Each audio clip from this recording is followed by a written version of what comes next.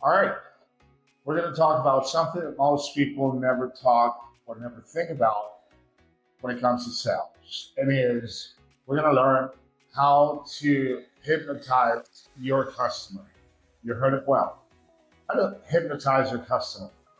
Every exceptional salesperson has the ability to hypnotize his or her customer. Trust me. Uh, it's not something that you talk about that most people are conscientious about. But when there is a dialogue between two parties, there's one party that's going to be in control.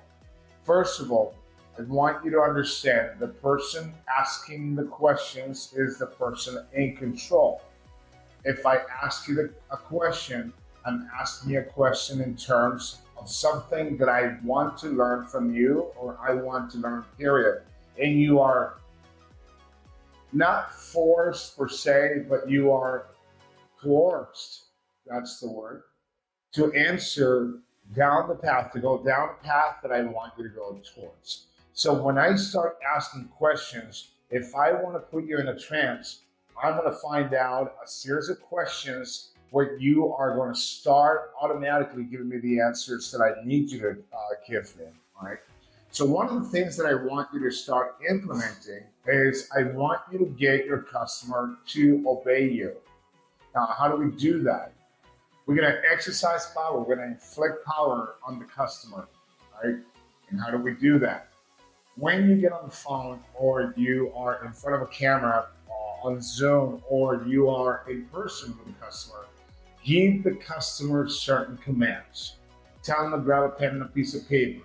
Tell them to open up the computer. Tell them to go do something. Tell them to go and do the research. For instance, one of the things that I do is as soon as I get somebody on the phone, I'm going to tell them to grab. Now, well, I introduce myself, right? I introduce the reason why I'm giving them a call, establish the interest. And once I have built a little bit of rapport, then I ask them to grab a pen and a piece of paper. Now, think about this. A lot of customers tell me when I'll just say, hey, listen, I'm going to give you my personal information for you to have my phone number and name. So they just tell me, I got your phone number on the caller ID. I don't care. This is what I'm going to tell them. I'm going to tell them, yeah, I know you have my phone number on your caller ID, but I want to be in your mind. So I want you to write it down so you remember me because this is how I establish the grounds of importance for this call. Otherwise, you'll forget about me. I don't have any qualms to tell them that. So go ahead and tell them, listen, I know you have the phone number on the caller ID. Just go ahead and write it down so you can remember me, right? So they write it down. Always make sure they end up doing what you want them to do. And then you give them more expectations, right? Another trick that I use, and not trick, but this is part of the process, is I give them information. I tell them to do research. I tell them to watch certain videos. I tell them to go and do it, and I let them know straight up front. This is going to be an assignment, and this is mandatory. This is when you're doing a two call close, right? We're going to talk about the one call close as well, but this is for the two close. The reason why I'm more focused on the two call close is because on the one call close, there is no way, and I don't care how great of a salesman you could possibly be or become, there's no way that on the first contact you're going to be able to close $20,000. There's just no way, and it's not because you're not good enough or nobody is. It's because decision makers, research information. Who am I talking to? Am I sure I want to close with these people?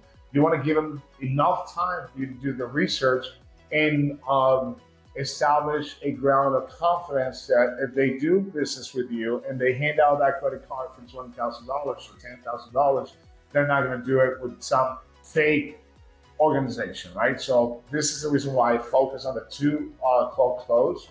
But of course, we're going to talk about the one call close. It's very similar. There are certain things that change.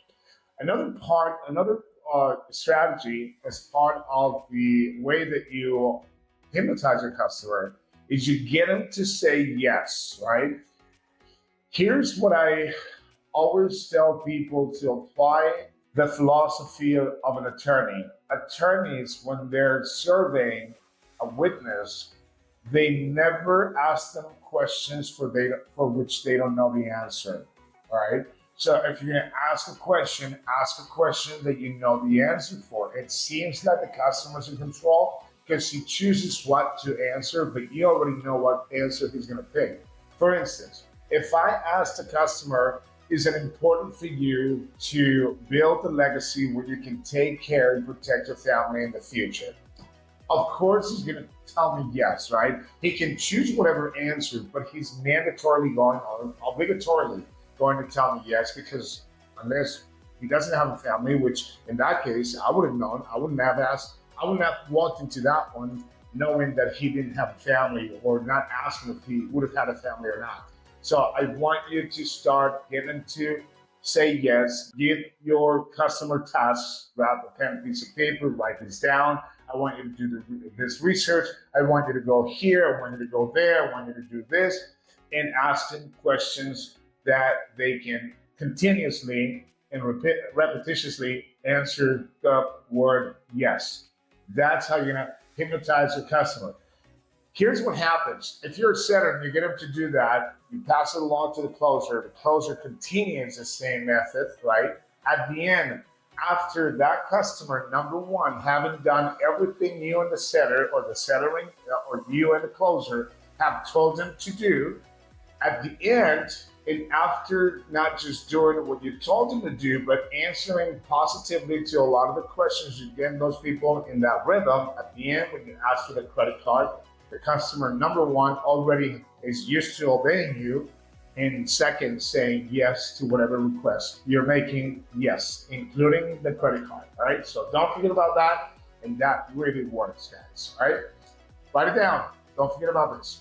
See ya.